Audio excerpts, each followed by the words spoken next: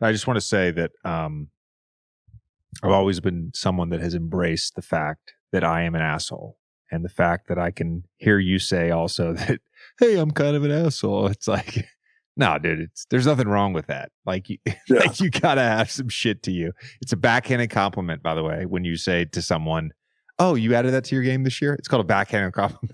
I said that to Bam so much. Like he hit me with like a little shimmy pull. Because like the year prior, guarded him pretty well, and this year, like we've been playing each other since we were like 16.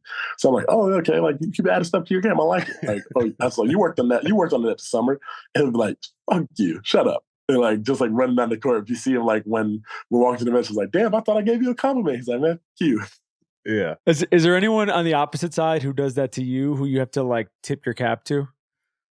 Ooh, honestly, a lot of guys like they say like slick one-worded comments to me because like they know like I'm not like the natural talker. Like it's like they like say stuff to like try and like get under my skin or like trying to mess with me while I'm either like preparing or going stuff like, or they'll come out of the halftime and they're in the locker room and be like, oh, you want to make a shot today and stuff like that. Like people like just say ask like, oh, I remember Chris Paul when we played Phoenix, I think in my third year or fourth year, he came out of the halftime. He was like, damn, Grant, when did you learn how to shoot?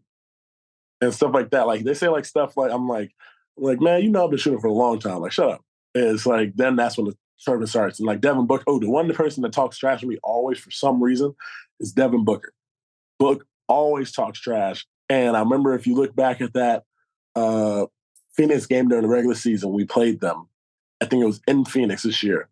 If you just go back and watch the film and get clips of it, from the start, I'm talking because he said something. I hit a three. And then from then on, it like lit something in. I was doing too small. Like I don't never celebrate and do like put my hand on the ground or like rock a baby and stuff like that. So like from that moment forward, I was doing that. And I think I scored like 14 or 17 or something like that game, maybe more. And I remember talking trash the entire game to Book because for some reason he always likes to draw and chirp. And I think that actually helps because we're in Dallas now.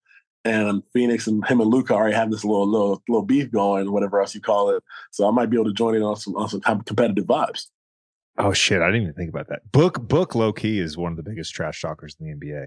Did you guys have any moments? Did you share any moments at the white party? By the way, you and Devin Booker. Did you share any moments? Yeah. We were just chopping it up on the side with the Burrows and those guys of the world, and having a couple drinks. And he was drinking beer a little bit, and I was not drinking beer that night. I was drinking way too much tequila and champagne. So let's just say, good times, good vibes.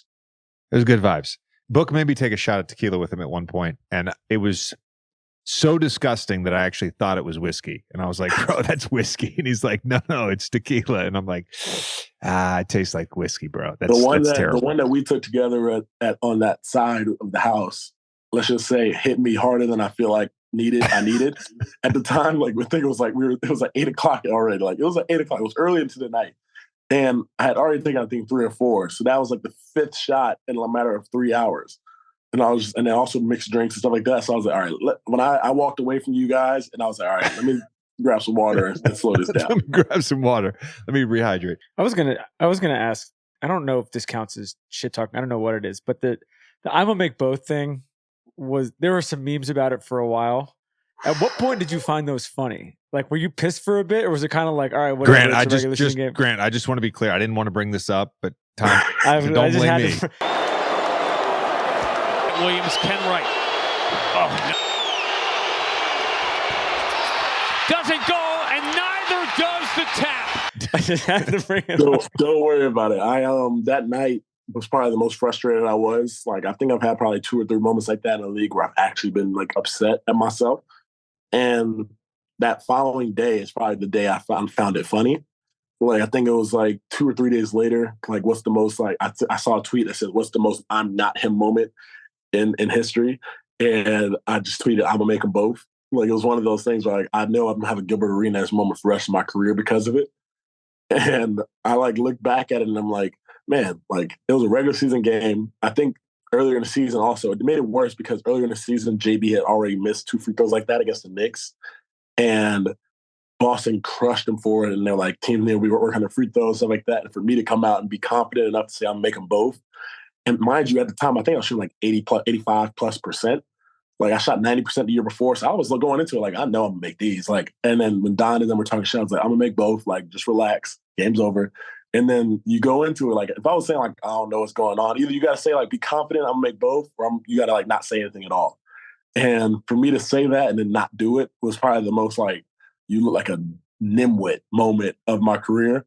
But at the same time, I found light in it to laugh at it, because if I was any other player, I'd be laughing at it. So like, you got to be able to laugh at it yourself, unless you're going to be like crushing yourself downhill for the rest of the season. What do you think now that you're looking forward a little bit to September and October, with Luka specifically? I mean, with this team overall, but with Luka specifically, what are you excited about with your skill set in terms of fitting in with him? JJ's played with him, and we know how gifted he is, but with how you play and how you're going to fit with him. Well, yeah, let me just say, I wouldn't say I necessarily played with him. I was on his team. JJ was around. I was on the team. Developed a friendship. Could barely move. Hey, what's up? Just want to thank you guys for watching our channel. Please hit that subscribe button.